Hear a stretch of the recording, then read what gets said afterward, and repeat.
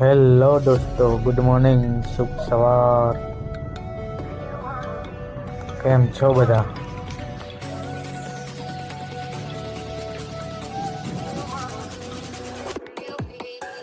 તો આપણે નીકળી ગયા છે સવારમાં તૈયાર થઈને કંપનીએ. આજે તો બપોરે 12:30 મોબાઈલ લઈ લીધો સિક્યુરિટી વાળા માટે. હવે જમવા બધાય ચકુડી આજે રાહ જોવે છે આપણી, ને ખવડાવી પીવડાવીને તો આપણે જમી લઈએ. હવે 1:30 વાગે જવાનું છે, હવે 8:30 વાગ્યા સુધી ખાઈને પડી ગઈ છે.